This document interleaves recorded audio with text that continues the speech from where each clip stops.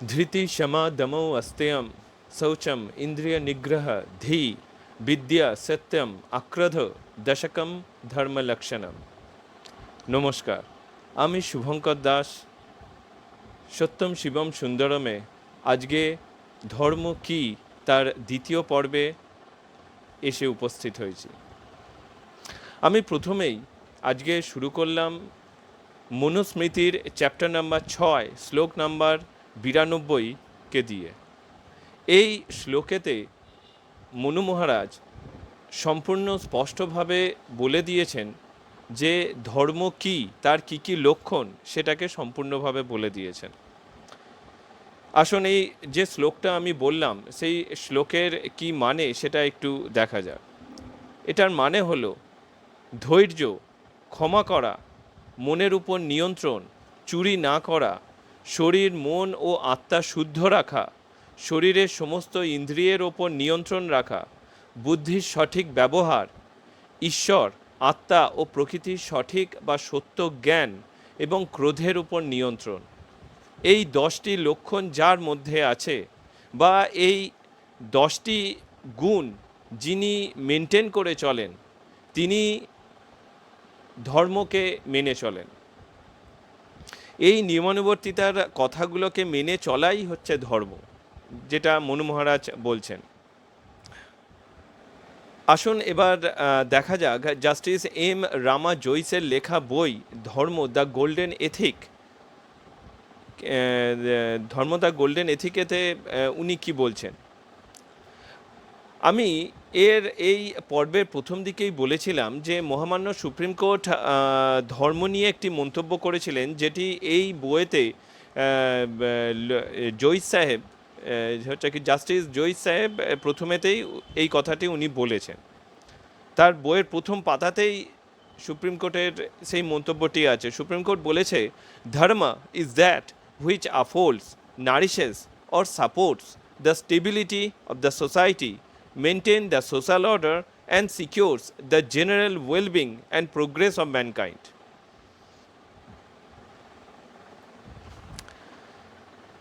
আপনারা একটু যদি ভালো করে দেখেন মনু মহারাজ যা বলেছেন তার এই হচ্ছে চ্যাপ্টার নাম্বার 6 এবং শ্লোক নাম্বার 92-তে, আর আমাদের মহামান্য সুপ্রিম কোর্ট যে মন্তব্যটি করেছেন যে ধর্ম কি, সেটাকে কিভাবে মেনটেন করা উচিত, দুটো একদমই সমান।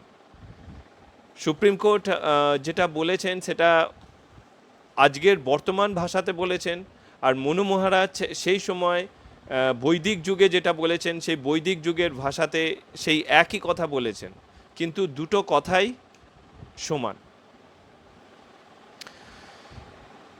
জয় সাহেব তার প্রথম চ্যাপ্টারেতেই, তার বইয়ের প্রথম চ্যাপ্টারেতেই যেটা নিয়ে আলোচনা করেছেন, আজকে সেই চ্যাপ্টারটা নিয়েই আমরা একটু আলোচনা করব। সেই চ্যাপ্টারটার নাম হচ্ছে দ্য কনসেপ্ট অফ ধর্মা। এই দ্য কনসেপ্ট অফ ধর্মাতে উনি বলেছেন, dharma is the greatest and the most valuable contribution to humanity by Bharatvarsha, our beloved motherland.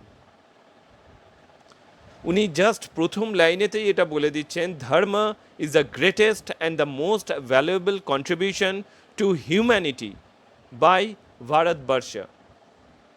ধর্ম যে একমাত্র ভারতবর্ষ থেকেই উদ্ভূত হয়েছে, ধর্ম কথাটা এবং ধর্ম সম্বন্ধে যে জ্ঞানটা, ধর্ম কি সেটা যে একমাত্র ভারতবর্ষ থেকেই উৎপন্ন হয়েছে এবং ভারতবর্ষই একমাত্র জানে, সেটা প্রথমেই জয় সাহেব বলে দিচ্ছেন। তিনি আরও বলেছেন, all our present day problems are a direct result of disregarding dharma. আমাদের বর্তমানে যত ধরনের সমস্যা আছে, যত ধরনের সমস্যা, সমস্ত সমস্যার মূলে হচ্ছে আমরা আমাদের সেই ধর্মকে ডিসরিগার্ড করি বলে, মেনে চলি না বলে। তিনি আরও বলেছেন, ধর্ম ইজ এ সংস্কৃত এক্সপ্রেশন, যে ধর্ম হচ্ছে একটা সংস্কৃত ভাষা অফ দ্য ওয়াইডেস্ট ইম্পোর্ট, যার বিশাল রকম একটা মানে দাঁড়ায়। ধর্ম একটা সংস্কৃত ভাষা যার বিশাল বড় একটা মানে বিস্তৃত যার পরিভাষা।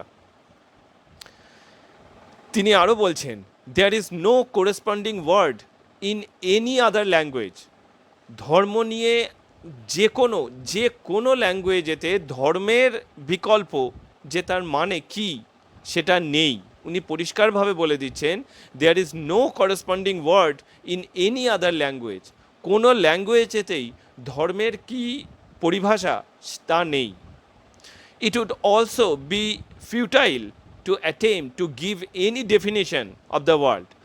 বলছে যে এই কথাটার একটা ডেফিনেশন দিতে যাওয়া, অন্য ভাষাতে একটা ডেফিনেশন দিতে যাওয়া সম্পূর্ণ নিরর্থক। ইট ক্যান অনলি বি এক্সপ্লেনড, মানে এইটার একটা অন্য পরিভাষা দেবে সেটা কখনোই সম্ভব নয়। এটাকে শুধু ব্যাখ্যা করা যায়। ধর্ম কী সেটাকে শুধু ব্যাখ্যা করা যায়, সেটার কোনো অন্য পরিভাষা হয় না। আমরা যে ধর্ম বলতে বুঝি রিলিজিয়ান, সেইটা একদমই নয়। উনি স্পষ্টভাবে বলে দিচ্ছেন যে ধর্মের অন্য কোনো পরিভাষা নেই, ধর্মকে শুধু ব্যাখ্যা করা যায়। ওটাকে, ওই ধর্ম শব্দটাকে শুধু ট্রান্সলেট করা যায় না, সেটা সম্ভবই নয়। কেন, ধর্মের একটা বিশাল বড় মানে আছে, যা এক কথায় প্রকাশ করা যায় না, সেটাকে ব্যাখ্যা করতে হয়। It has a wide variety of meanings. আমি যেটা বলছিলাম তাই। A few of them would enable us to understand the range of that expression. তার মধ্যে কিছু শতাংশ হয়তো ধর্মের যা বিশাল মানে আছে, তার মধ্যে কিছু শতাংশ হয়তো জাস্ট আমরা বিভিন্ন ব্যাখ্যার মাধ্যমে এক্সপ্রেস করতে পারি। ফর ইনস্ট্যান্স, উদাহরণস্বরূপ, the word dharma is used to mean justice. উদাহরণস্বরূপ উনি বলেছেন যে ধর্ম শব্দটা ব্যবহৃত হয় জাস্টিসের ক্ষেত্রে, মানে জাস্টিসের ক্ষেত্রেও ব্যবহৃত হয়, মানে কাউকে ন্যায় দিতে গেলে সেই ধর্ম অনুযায়ী তাকে ন্যায় দেয়া। এই কথাটির উদাহরণ দিতে গিয়ে উনি মহাভারতের শান্তি পর্বের 109 অধ্যায়ের 9 ও 11 নম্বর শ্লোকের কথা উনি উল্লেখ করেছেন, যেখানে যুধিষ্ঠির পিতামহ ভীষ্মকে ধর্মের মানে ব্যাখ্যা করতে বলছেন, এবং এর উত্তরে পিতামহ ভীষ্ম বলছেন,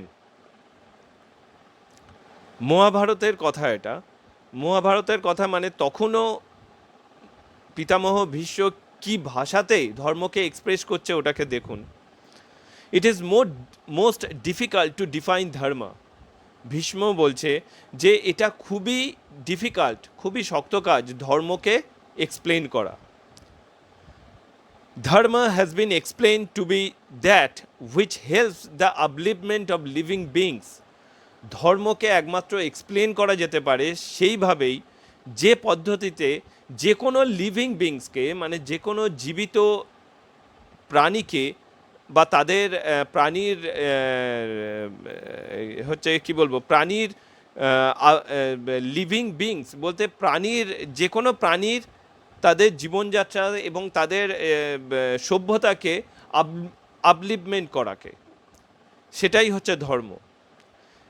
যে কোনো, কিন্তু বলে সে শুধু মানব নয়, কিন্তু শুধু মানব জাতি না, লিভিং বিংস মানে সমস্ত কিছু, তার মধ্যে সমস্ত কিছু পড়ছে। আমরা এখন শুধুমাত্র মানব সভ্যতার কথাই ভাবি, কিন্তু ধর্ম রক্ষা করা মানে শুধু মানব সভ্যতাকে রক্ষা করা না, সমস্ত লিভিং বিংস মানে সমগ্র প্রাণী জগৎকে রক্ষা করা। আরও বলছেন পিতামহ Bhishma, therefore that which ensures the welfare of living beings is surely dharma. যে কোনো লিভিং বিংসকে রক্ষা করাই, যে কোনো প্রাণীকে রক্ষা করাই হচ্ছে ধর্ম। The learned rishi have declared that which sustains is dharma. মাননীয় বিভিন্ন ঋষিরা এটাই ডিক্লেয়ার করেছে, মানে এটাই ব্যক্ত করেছে যে যা ধারণ করে, যা বহন করে এই সমগ্র জগৎকে, সমগ্র জীব জগৎকে, তাই ধর্ম। এছাড়াও উনি এই মহাভারতের শান্তি পর্বের কথা ছাড়াও লুইস সাহেব প্রাচীন ভারতীয় পণ্ডিত যামিনীর কথা আমরা সবাই জানি, যিনি পূর্ব মীমাংসা এবং উত্তর মীমাংসার লেখক ছিলেন, মানে যার পূর্ব মীমাংসা উত্তর মীমাংসার গোড়াপত্তন করেছিলেন। সেই যামিনী ধর্মকে ব্যাখ্যা করেছেন কোন ভাষায়? সে হচ্ছে যেটা যামিনী টু রচনাতে আছে এবং সেটা উনি উদ্ধৃত করেছেন, লুইস সাহেব উদ্ধৃত করেছেন যামিনীর ভাষা। যামিনী বলছে, dharma is that which is indicated by the Vedas as conducive to the highest good. ধর্ম হলো সেটাই যা ইন্ডিকেট করে বেদাতে, মানে বেদ যেটাকে ইন্ডিকেট করে অ্যাজ কন্ডিউসিভ, মানে সহায়ক হিসাবে, টু দ্য হায়েস্ট গুড, মানে সব্বাইকার ভালোর জন্য। বেদে যেটা লেখা আছে সমগ্র প্রাণী জগতের ভালোর জন্য, কল্যাণের জন্য, সেটাই হলো ধর্ম। সেটা যামিনী, যিনি মহর্ষি ছিলেন, তিনি এই কথাটাই কিন্তু যামিনী টুয়েতে লিখে গেছেন। আমি প্রথমে মনুস্মৃতির, আজকের এই পর্বে আমি প্রথমে মনুস্মৃতির কথা উল্লেখ করলাম, মনুস্মৃতির একটি শ্লোক উল্লেখ করলাম, তারপর মহাভারতের শান্তি পর্বের কথা উল্লেখ করলাম, তারপর যামিনী টুয়ের রচনা থেকে একটি ওনার শ্লোক আমি উল্লেখ করলাম, এবং বর্তমানে আমাদের মহামান্য সুপ্রিম কোর্টের একটি মন্তব্য আমি উদ্ধৃত করলাম। আপনারা যদি দেখেন সবকটা একই অর্থ বহন করে, প্রতিটি মন্তব্যই একই অর্থ বহন করে, কিন্তু তবুও আমরা ধর্মকে রিলিজিয়ানের সাথে গুলিয়ে ফেলি এবং আমাদেরকে এটাই শেখানো হয় যে ধর্ম মানে রিলিজিয়ান, রিলিজিয়ান মানে ধর্ম, যেটা সম্পূর্ণ ভুল, ভ্রান্ত এবং আমাদেরকে বিপথে চালিত করার একখানা জাস্ট ওয়ে মাত্র, একখানা জাস্ট রাস্তা, আমাদেরকে কিভাবে বিপথে চালিত করা যায়। এবং ধর্মের যে ওয়াইডেস্ট একটা মিনিং আছে, সেই মিনিংকে আমরা খুবই নিচু করে দিই রিলিজিয়ান বলে। আজকে এই পর্যন্তই। আমি আবার কালকে এর নেক্সট পর্ব নিয়ে ফিরে আসব। জয়ীশ সাহেবের আরও কিছু মন্তব্য আমি আপনাদের সামনে তুলে ধরব। আশা করছি যে আজকে আমি যে বক্তব্যগুলো তুলে ধরলাম আপনাদের সামনে, আপনাদের অবশ্যই ভালো লাগবে। আপনারা অবশ্যই আমার এই ভিডিওটি শেয়ার করবেন, লাইক করবেন এবং বেল আইকনেতে অবশ্যই ক্লিক করবেন। আমার সাথে বলুন, সত্যম শিবম সুন্দরম, সত্যই সুন্দর। নমস্কার।